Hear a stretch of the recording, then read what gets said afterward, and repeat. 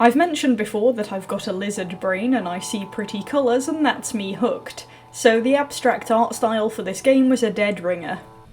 SUN-RISE.exe is a 2D platformer game made in Unity engine, mainly by Louis Morrell, but with 2 other individuals aiding in level design and programming, and 2 donors for music for the soundtrack. I found that from the credits at the end of the game. On the Steam page it says it's inspired by old creepypasta.exe games like Godzilla.exe, and has some surreal biblical horror elements. I need to add in a more serious note here for this game because it comes with a content warning, and I will be partly referencing that content as a part of the review. The warning is for conversations pertaining to disability and suicide or suicidal ideation. I will place another warning before mentioning anything related to these topics, so if you'd like to see an overview of the game you can continue from here, and a warning will be put in place again for these. The game has a simple menu with vibrant colours and some slightly dissonant guitar. You can't load game without playing, and your only option is just the volume, as the creator literally tells you. The only other option is to quit, and so I jumped straight into a new game. I was faced with a neon-looking snake person in a dress and bow, with some funky text giving me a tutorial. The controls are simple to pick up. It's WASD to move by sliding about, though your feet do move, space to jump, and shift to run for a long jump.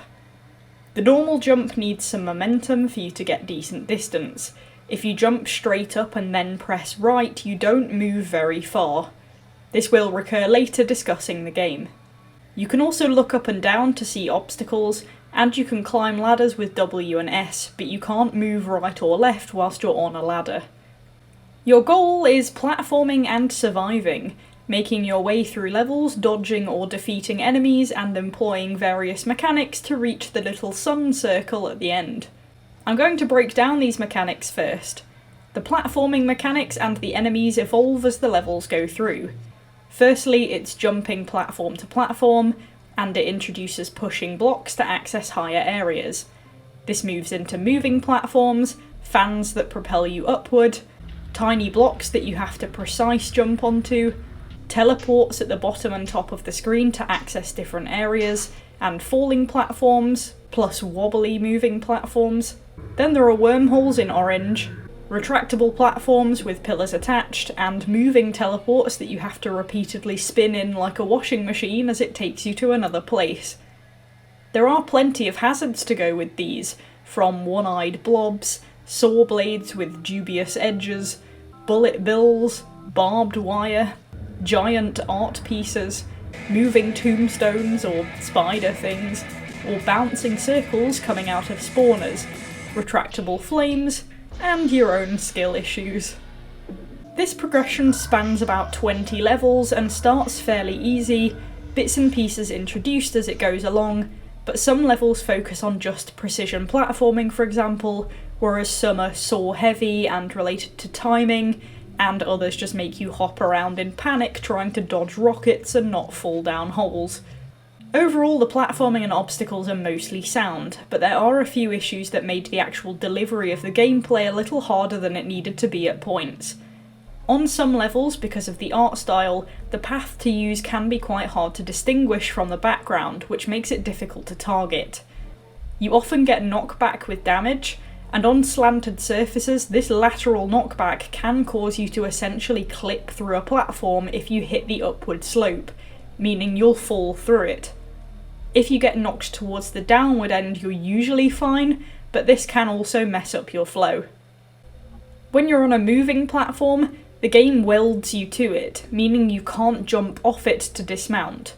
There was one particular wobbly moving platform that this kept messing me up on, because it stopped next to a tiered layer of falling platforms above the bottom level, so naturally I wanted to jump off it to skip the chance of fumbling and falling on a lower level. But it doesn't allow you to do this, so I would just sprint off and die. One time it also for some reason launched me off the side of the platform as if I'd activated knockback. No idea why. When it comes to the moving pillars, again on a slightly slanted surface, the game sometimes detects the back end of the moving part of the pillar when it's inside a platform. meaning if you try to run up to the edge of the platform to wait for the pillar to pop back out, you might get halted halfway up.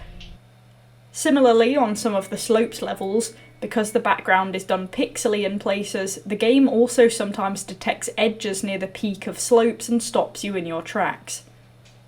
I mentioned earlier about if you jump straight up and try to move lateral, it's a struggle to make any distance unless you have prior momentum. This can also feed into making it hard to access some platforms, especially if they're short and you have little time to sprint to make the jump to the next one. My biggest criticism, however, would be later in the game with some of the hazards, particularly the monster spawns and the bullet bills. Originally, when you get the bullets, they come out of tunnels, or tubes. Monster spawners in later levels are either fire exit doors or big faces that they jump out of. This is perfectly fine. What was not fine on the last level of the game, however, was that both of these things spawn out of thin air with nothing to distinguish where they were coming from, meaning I was dying repeatedly because I didn't have a chance to dodge them depending on how the timing lined up. After multiple attempts I familiarised with the order that they appeared in, but sometimes I still didn't get the chance to react. This random spawning was also there in other levels, but much more so in the last one. I don't know if this was intentional, but for lack of better words, it felt a bit like cheap tricks. You might think I hated it from all of that. Stand fast on that one. But the levels were interesting and challenging as a result of it. There was variation in the length of levels, some were painfully long with many obstacles, whilst others were short and merciful. Some were just new mechanics, and some were new with old stuff thrown in. Some levels were lateral, some in a circle where you teleport to different chunks, some climbed up or went down, and overall the level design was varied so that all the levels were unique and challenging in their own ways.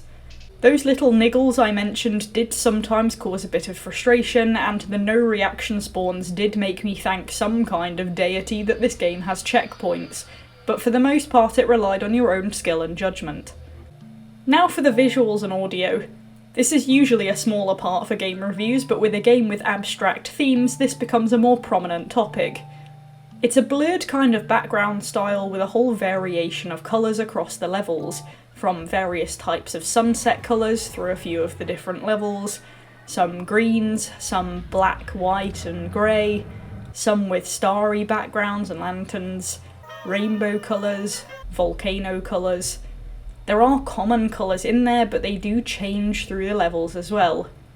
There are some drawings and pictures in the background through levels, starting with cartoony people and spreading to some people, odd flowers and this weird man reclining. I don't know if these are references or just there to add the abstract to the art. After some levels you also get pictures, one negative image of a man and a woman in what looks like a wedding photo, and another with the words Ethereum Spatium around it. I don't know what relevance these had, if to the story or what, but there was another that may have been part of the biblical imagery reference mentioned on the store page.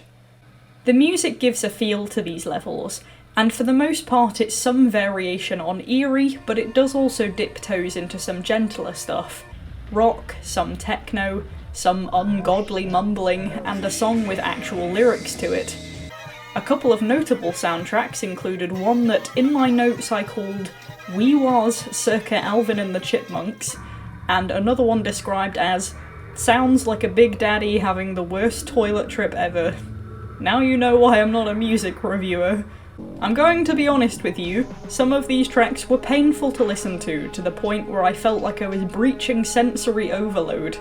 And at the end of the game on the last level, the screen had a hazy effect, which only affected the background and not the obstacles, but it made platforms hard to distinguish, and at some points the entire game felt like a violation of my eyes and ears. Don't take this as a reason that the game is badly designed, however, as I'm fairly certain that this is intentional. I mean, if you would legitimately struggle with something like this, then maybe it's not for you, but yeah. There are no sound effects for the game though, which some may not like. You get visual feedback when you take damage, but you don't get any auditory. There are also a couple of odd cuts in the audio where it suddenly stops and restarts, but I only noticed this a couple of times. On to the story. Being an abstract game, it's as vague as expected. But between levels, not all levels, you get a snippet of story that overall builds a general picture of a world and the protagonist's experience of it. Your first hints are that it's a very hot and dry place where the protagonist is. You only get bits and pieces to help encourage you along the levels and find out more, almost like cliffhangers. The second part of the story implies the person is a student, mentioning teachers and swimming, though it sounds like they almost drown in the water, though they like the escape from the heat. The character doesn't sleep well, the heat is a constant bane day and night, and in the daytime it's so bad that if they expose their skin to it, it dries and cracks to the point of bleeding, and looking at the sun directly can damage and burn their eyes. The world is made to sound unbearable, talking about having to wear the same boots for years and years as they're the only thing to protect them from the burning tarmac that could burn someone alive if they fell over onto it. A parasol melting in the heat, the ground so dry it was cracking. But despite all of that, the character still finds sunrise beautiful and enrapturing. I wasn't trying to take this story literally at first, as I was confident that it was an allegory for another situation. I was right about that, but I didn't find it out by myself. I was given the answer at the end. And honestly, with all of the pieces, it works really well. I'll elaborate more in a minute.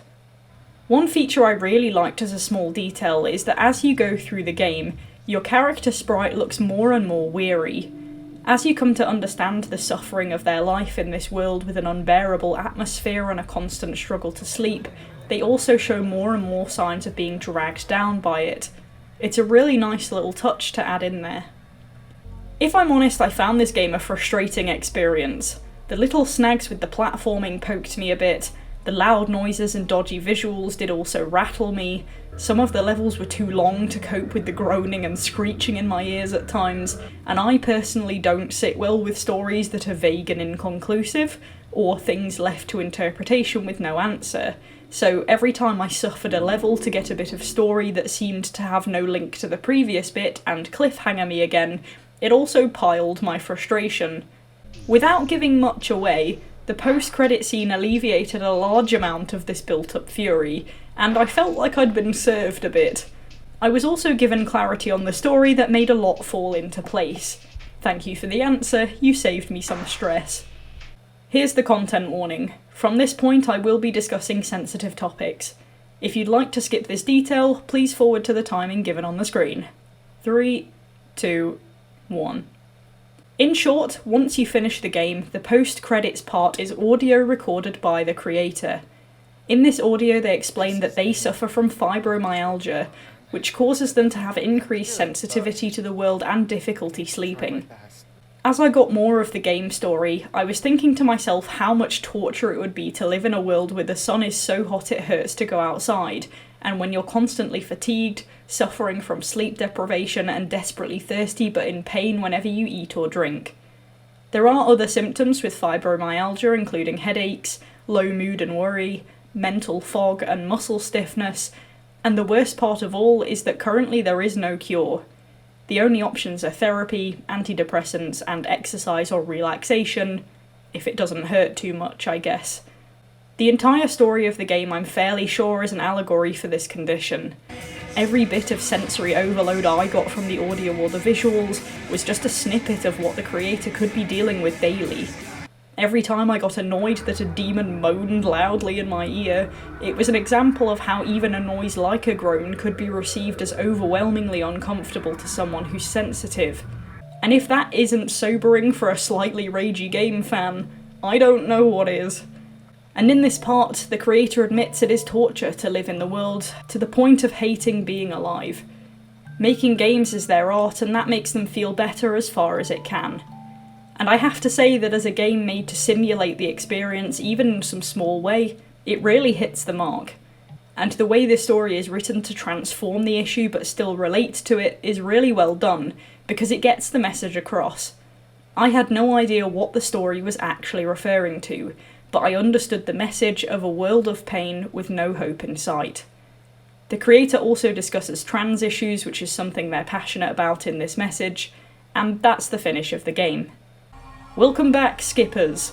Overall, I had quite the rollercoaster with this game. It's challenging and versatile with its own unique flair, variable visuals if fairly simple for some aspects, though it has little details and additions for others. There's a wide array of mechanics and obstacles in various combinations, and the game is easy to pick up and the levels easy to understand for the most part once you spot where the path is.